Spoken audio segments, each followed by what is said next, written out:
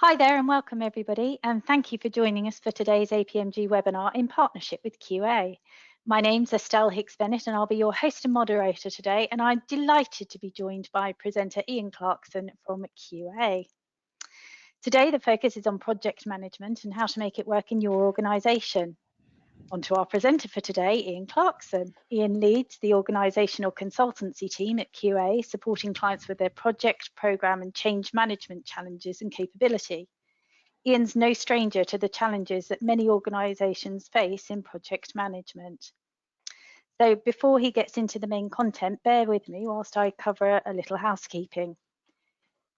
So if we could have that slide, please, that's great. Thanks, Ian. The recording will be sent to you after this webinar. If you could enter any questions in the question panel or chat panel as we go, that would be appreciated, and we'll follow up with those at the end. Feedback is welcome and indeed encouraged, constructive or positive. We can take it either way. And if you can look out for the poll that we're going to do as well, so that Ian can get a bit of an idea about the audience that's on today. Okay, Ian, over to you. Thank you very much. Thank you, Estelle.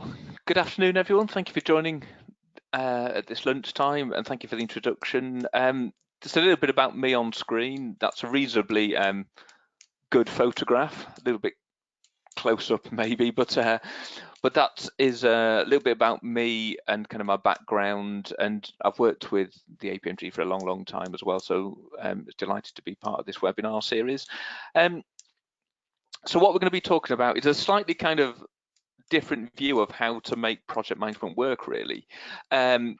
Looking at an analogy of a pair of scissors, and I'll kind of go through where it all began and how I came up with this, and kind of how it links into why I think it's the same analogy when it comes to a pair of scissors and making project management work. But before we get into that, as Estelle mentioned, we've just got a little poll to run. So Estelle's going to bring the poll up. It's just a question, and you've got a number of different answers. Just please select your preferred answer out of that. You don't have to participate if you don't wish to, but it should come up. And if you do make your selection, we'll give you a few seconds to do that, and then we'll have a look at the results. So all being well, I think that poll is open. It is indeed, Ian, yes. So Ian's asking, do you have a project management method in your organisation? Yes. So if you'd like to select the correct one, yes, it's contextualised and used across the whole business. Yes, it's contextualised but not used across the whole business. Yes, but not contextualised. Or you don't have a method. Okay, the results are coming in, Ian. So if I can give people a little bit of time. Yeah. They won't necessarily add up to 100%. Just to no, absolutely. Absolutely. Just to confuse things. It's just to get your idea of kind of the different levels of kind of project management within organisations as well, and we'll talk about kind of results of this as we go through as well. So perfect. Okay. So 23% are saying yes, it's contextualised and used across the whole business. 19% are saying yes, it's contextualised but not used. 29% are saying yes, but not contextualised. And 29% also are saying we don't have a method. Okay, interesting. I can't do the maths quite so quickly now. So interesting. So what we're saying is almost like a quarter of people are saying that there is a method and it's used consistently. Okay. About kind of 29% for both option C and D, not used consistently or not at all. And we'll kind of expand on this a little bit in the webinar as well when we come to looking at how to make project management work, because it isn't just about having something like a method or an approach. It's about having it contextualized and using it consistently as well. So interesting. I'll come back to that as we go through the webinar as well. Okay, so let's get into the content a little bit and start to kind of discuss this analogy of a pair of scissors, really. So where it all began, I can't even remember when I first read this, to be honest with you. It's going back a few years. I've put the source just in the bottom corner. It's a book called Gut Feelings by Gerd Gigerenzer. And he actually quotes this thing from Herbert A. Simon, who I think was some kind of psychologist or something like that, that says human rational behaviour is shaped by a scissors whose blades are the structure of task environments and the computational capabilities of the actor, which has got to be my favourite phrase of the day so far. I mean, what does that actually mean? This is kind of the premise of kind of what this webinar and what this kind of idea of the pair of scissors is all about. So what Herbert A. Simon is saying is, if you want to understand human behaviour, think about a pair of scissors. A pair of scissors has got two blades. One of these blades is the environment in which you're doing things, and the other blade is the capabilities of the person or the actor, if you like. And what it's really talking about is a pair of scissors won't cut with only one blade. It needs the two blades to interact. So the premise of this is saying that human behavior is shaped by a pair of scissors, and it's about the interaction of the two blades that make them scissors.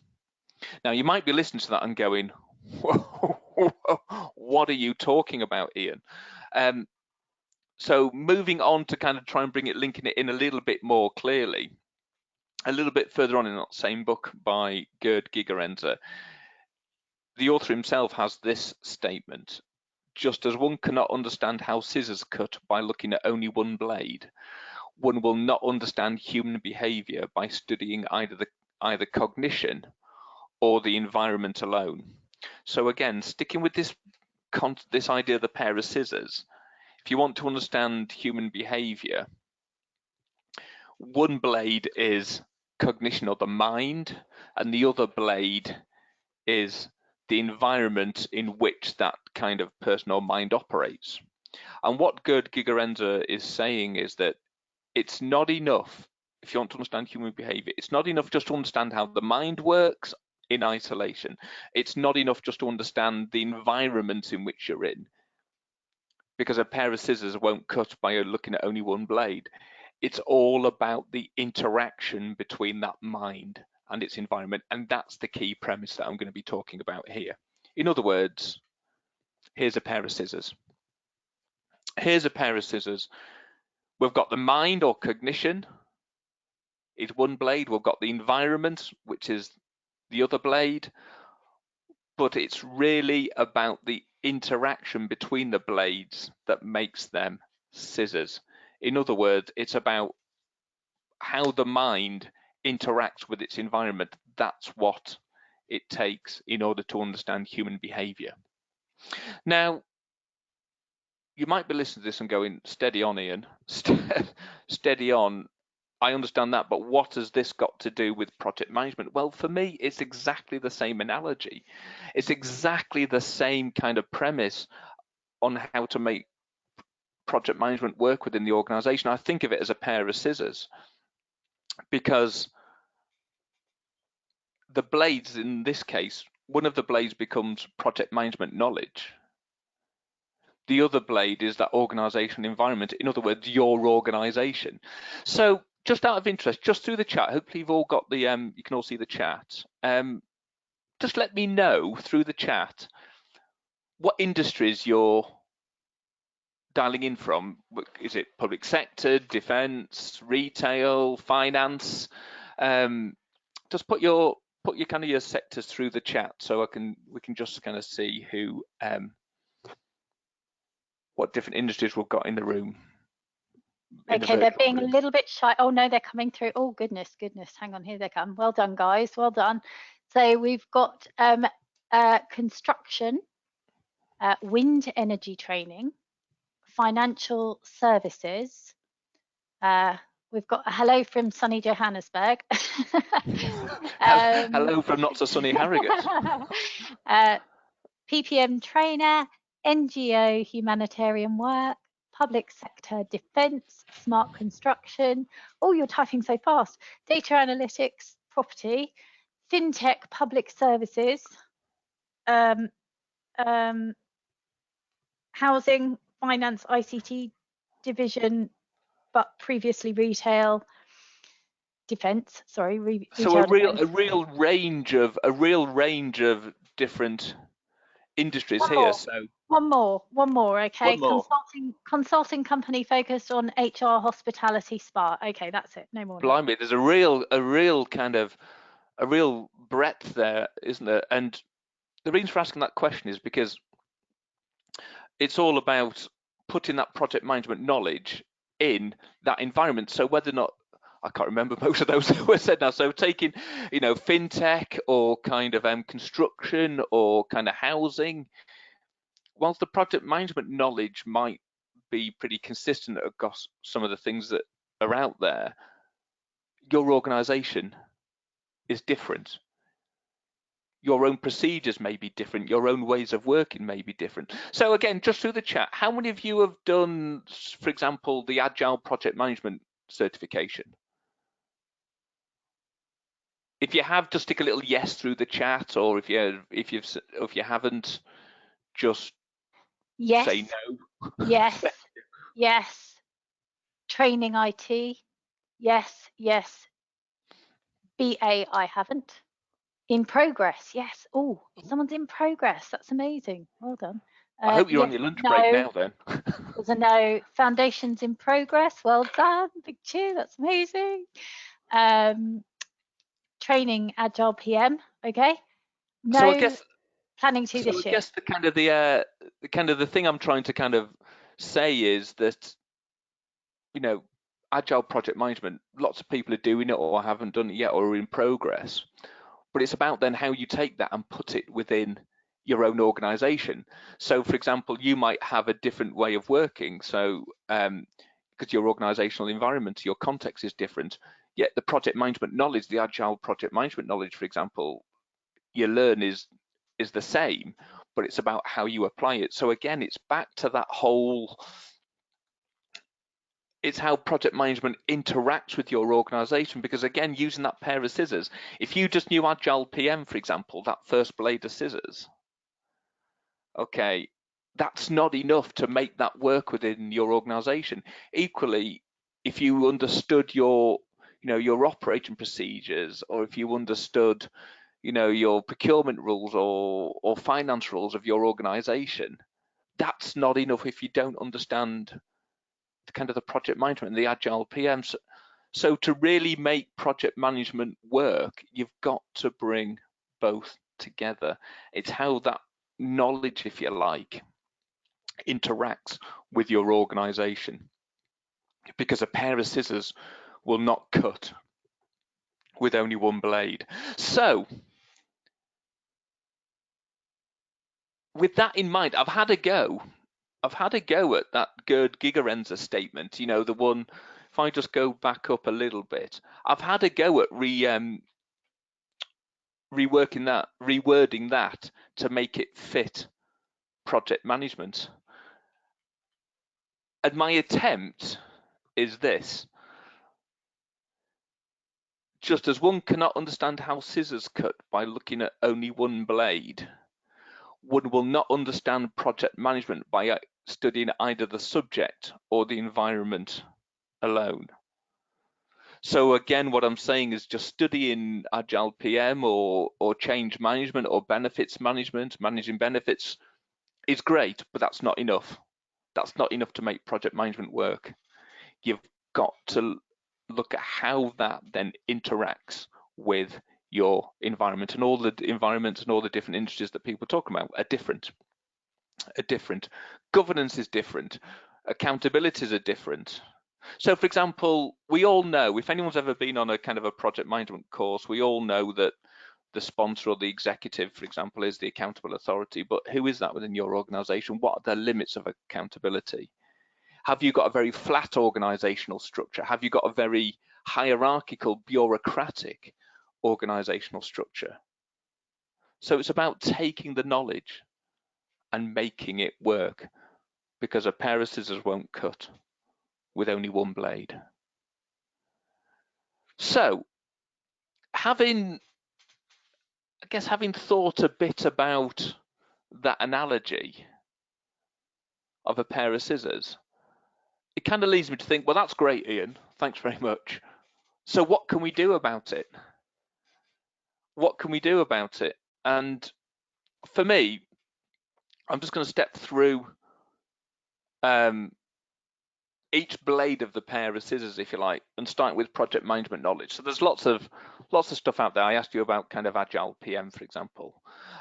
Just looking at that list on the right hand side, just let me know through the chat.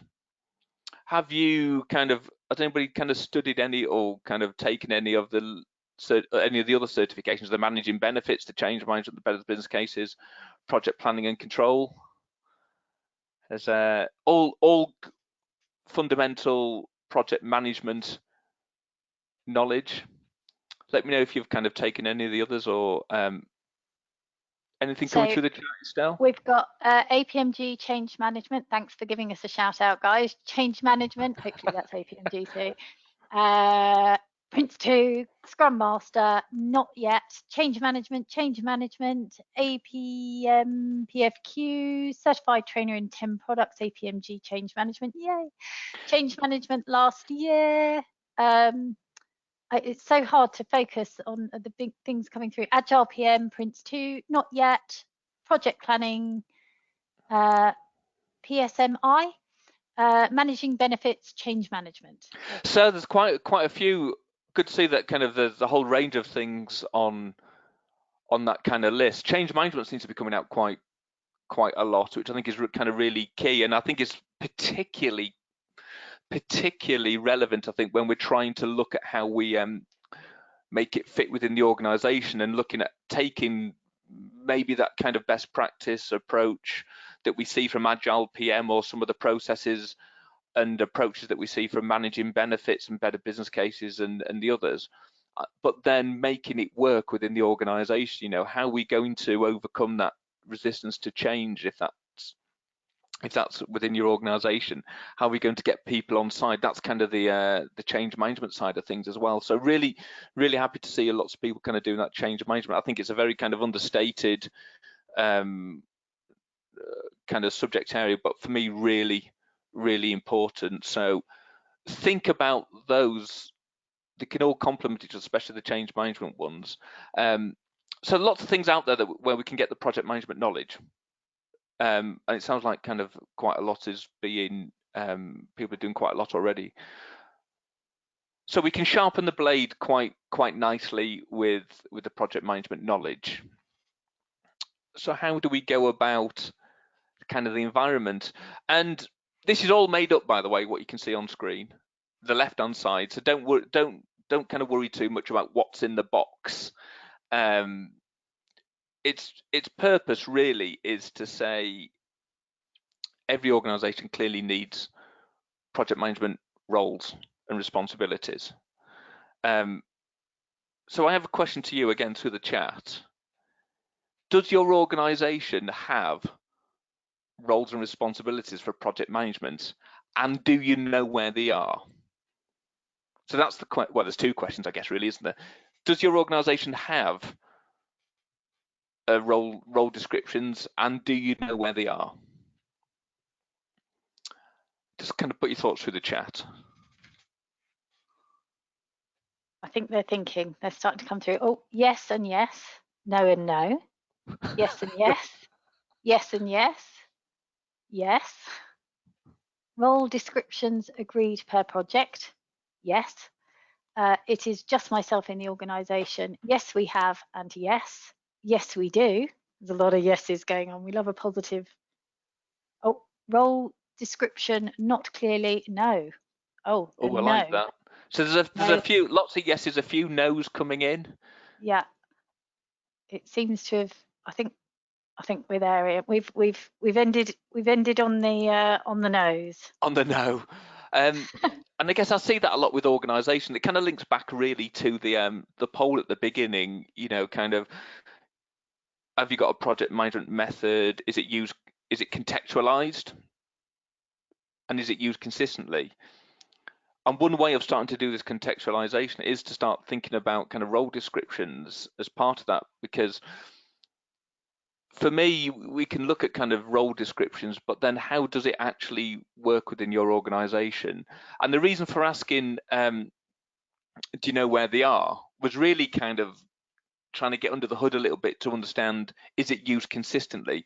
Because what I see a lot with organizations is that they can have an approach, but isn't necessarily used consistently. So people might have role descriptions, for example, but is everybody using them? Is everybody using them? And looking kind of at the results, I scribbled these down. About a quarter are using them consistently. And we said, I think it was 19% were saying you did have things contextualized but not using consistently. And then 29% was saying we have them but not used, not contextualized at all. So for me, the second blade is all about contextualizing the method that you're using, and clearly as part of a method are the role descriptions. So don't worry too much about the actual content there. What I'm particularly interested in is that little bit at the bottom, which is just some kind of project management competencies. So you can look at kind of project management competencies, leadership, teamwork, risk, change. I'm particularly interested in this kind of stuff at the bottom. The organizational environment blade, the context, if you like. Here we've got some passion, integrity, and innovation type of things. Now you might argue, where in project management do we talk about passion, integrity, or innovation? Well, that could be your corporate values, could be your corporate behaviors, could be the DNA, if you like, of your organization, could be things. So in our method, in our role descriptions, in our contextualization, we have to include those things that are relevant to your organization, the second blade of the scissors. So we can start with the generic project management knowledge, but then we have to kind of contextualize it, because a pair of scissors will not cut with only one blade. And the other thing I like about that other little box at the bottom is the kind of the dual dimension there of application and knowledge. The numbers just relate to kind of like a rating scale, 1, 2, 3, 4, 5, something like that, 5 being expert and 1 being kind of novice or awareness, if you like. So we've got that blade of scissors with the knowledge, but then the application is also about starting to kind of think about your own organization. So not just looking at making project management work by saying, have we got people who have the knowledge, but how do we actually start to make it work? And how can we actually apply it as well? So lots of things out there that we can be looking at to help bring our project management knowledge up to date. And you can see a link to kind of the APMG International website at the bottom if you want to find out a bit more about those. But don't neglect that second blade of the pair of scissors. How are we going to make it work? Make sure that we take that knowledge and we contextualize it and we use it consistently. So to make project management work, think of it as a blade of scissors, and think of it as the project management knowledge interacting with its organizational environment. So that kind of concludes the kind of the slides bit, if you like, of the webinar. I guess we'll throw it open for any thoughts, comments, questions, anything like that, through the chat or otherwise. If you've got any thoughts or comments, please pop them through the chat, and I'll do my best to answer them. Okay, whilst we wait for those questions to come through, Ian, I know that you work with a lot of different companies from a range of sectors and industries. So just wondering if there's a common theme when it comes to challenges with project management. For me, the biggest challenge that I see with organizations is that consistent use. So what we see is that, or what I see, I should say, is that organizations will kind of adopt an approach, but maybe locally, not necessarily across the business. And that's a sign of maturity in kind of project management, really. It can be a big challenge. Certainly some of those industries that came through in the chat earlier could be big organizations. So for me, it's all about that consistency of use. It's that consistency of use, because if you've got different departments, different functions, doing things differently, then you're not going to get that kind of contextualization fully. You're not going to get that that effective use. You're not going to get kind of the benefits of doing it. So for me, kind of the big challenge is being able to use it consistently, across the organisation. Thanks, Ian. And Dioko, I hope I've said your name correctly, is asking, how is project management compatible with Agile without being over bureaucratic? How is project management compatible with Agile without it being over bureaucratic? Well, it is compatible. I mean, it's not one or the other, is it? Really, it's kind of it doesn't have to be waterfall or iterative. It doesn't have to be one or the other. It can work together, and that's the basic kind of, you know, when you look at the Agile PM certification, that is very much kind of around the Agile project management. Still need roles, still need the kind of the culture in place, still need kind of some of that structure. It's just the delivery isn't necessarily kind of as, you know, as kind of waterfall or sequential. So that for me is a cultural thing, and it is back to that organizational environment blade as well, in terms of making sure that what's being done is being done consistently, being done well, and not trying to make it too difficult. And by that I mean, I guess what I'm trying to say is, if you're trying to adopt something, if you're trying to implement something like Agile PM or anything else, start small. Think about your quick wins. Don't try and, you know, to quote a phrase, don't try and boil the ocean, if you like. Think about how you can hone your craft on it. So maybe start thinking about, are there any kind of projects that you can try this on, and then kind of look to scale it from that side as well. It doesn't have to be bureaucratic, but sometimes things don't work, not because they're not the right thing, but because you've gone about trying it incorrectly. So I would start small, don't try and boil the ocean, and refine it as you go. Thanks very much, Ian. I'm sure that answered the question there. I hope so. I forwarded you this one because it's quite long, so I'm going to try and read it out without sounding like I'm reading a script, but I'll do my very best here. If the role is an internal change agent, it seems easy enough to learn the second blade, being the organisation. If you are constantly going into new organisations and now understand the importance of understanding the organisation, how can you accelerate that process? Do you recommend tools, methods, etc.? So to summarize, it says, how can you accelerate the understanding of different organizations if you're going into that organization? Is that a fair summary? I'm going to say that on behalf of Mike Hockey. Yes, he's saying yes. Thank you. Right. Okay. So it's about kind of understanding maybe kind of the processes and procedures, or kind of the ways of working of the different organization. And I think that's just something that, for me, I mean, I've worked with a few organizations in different or works in a few different organizations in different industries, and that's something that you build up over time. What's interesting, I think, is the project management knowledge blade. That's all kind of very transferable, isn't it, across organizations and industries. So it's about honing that craft within your organization. I think when it comes to project management, for me, the big thing that will differ from organization to organizations, when you think about kind of project management and all the stuff that's within it, what goes on outside that perimeter, if you like. And by that I mean things like procurement rules, things like finance rules, things like your governance, your decision making. I always say to people, the first thing you've got to sort out, well, when I say sort out, I mean understand, is your governance.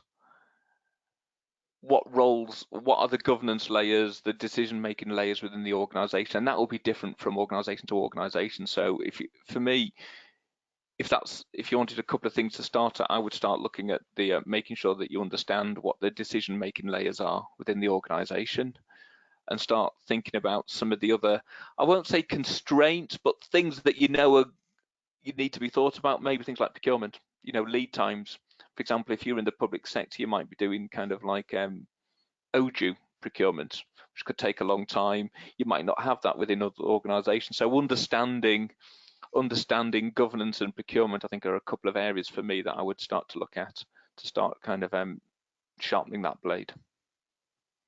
I think you've sort of covered the next question a little in the one that you've just had. So I think we've got time for just this one and one more, and then I think we'll be bringing it to a close, Ian. So thank you very much. So the next one is, what steps would you need to take in order to start ingraining the new project management method into organisational behaviour? As I say, I think you've covered it a little.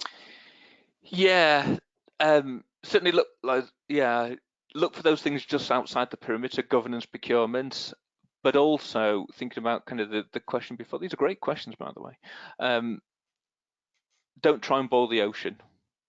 You know, if you try and ingrain things on like a huge transformational change project, you're going to hit resistance. You're going to kind of come up against barriers because you're asking people to do things differently. And again, it could be unsuccessful, not because it isn't the right thing, just because of the way you've tried to do it. So find something that that you can have a go at, that you can find some quick wins at, for example. That maybe it's something a bit smaller, maybe it's a sponsor or a stakeholder there where you're pushing an open door. But think carefully about how you're going to introduce that. How could you actually show progress? How are you going to measure the benefits of this as well? You know, let's remember that in order to implement some of this stuff, it is a project, and every project has benefits. So you've got to be able to show how are you going to actually make a difference? What's the real benefit? So don't try and boil the ocean. Thanks, Ian. Right, and several more are coming in. So before I ask you to answer the last question that we'll ask now, I think we will give people a nice, easy contact for you, won't we? That's it. Great. So you've got that on the screen there. So, or I'm sure that you won't mind them looking you up on LinkedIn either, Ian, and then they can see your maths challenges every day as well. Let me give you this last question, okay? It's jumped up. How can we use IoT applications alongside agile methodology? And don't worry, everybody, I will share these questions with Ian afterwards so he can answer the rest of you. Thanks for being How can we use Internet of Things applications alongside agile methodology? Do you know, that's probably question of the day. You can't see me, but I'm actually floundering in my chair. What a question that is. How can we use Internet of Things technology with agile PM? Well, and please do let me know if this doesn't answer the question. And it sounds like I'm stalling. I'm not. But for me, it's a bit like digital transformation, isn't it? In the sense of, I mean, we're going through that kind of technology. I always say, don't focus on the tech, focus on the project. So if we want to use kind of things like new technology, Internet of Things, or whatever it may be, with Agile or anything else, for me, it's still been running as a project. I find with a lot of organizations, they focus on that side of things and neglect that actually this is a project and why are we doing it. So I guess my question back to the author or to the questioner is, what benefit do you think the Internet of Things will bring to your particular organization to include it? Because if we can't quantify what benefit will bring, then I would argue, then why do it? And that then becomes agile or project management agnostic. What benefit is it going to give you? And think about how you're going to implement it that way. Don't focus on the tech, focus on the project. Did that answer the question without trying to flounder too much around it? And you are allowed to say no. One moment, let me have a look. Sorry, just getting to the right person there. Sorry, because you've got your very popular, Ian. Can I just tell you, Cam, you asked that question a little while ago. Fast, real time, he's saying, reliable information. Oh, thank you so much. Very interesting. Have a super good day. Reliable information. There we go. Right. I mean, if there are more questions, please do get in contact. As Estelle mentioned, I'm on LinkedIn, or you can drop me a note at ian.clarkson@qa.com. Always happy to kind of take any questions or anything like that, or find me on LinkedIn. That'd be wonderful. If you're willing to share that email, I will put that in the follow-up alert, Ian, so people can just click on it very easily. So thank you very, very much. Sorry that we ran a little bit over time, but you guys are just awesome for getting involved. That's absolutely brilliant. And Ian, that was a spectacular presentation. Thank you for the facilitation, Estelle. Wonderful. Oh, you're most welcome. Most welcome. Do look up on either QA or APMG International the project management training and qualifications that there are available. We will be sending the recording and the follow-up alert. And that's it. Thank you so much, Ian. Take good care, Thank everybody. you. So thank you, everyone. I do wish you well and hope everyone keeps safe in this time as well. So thank you.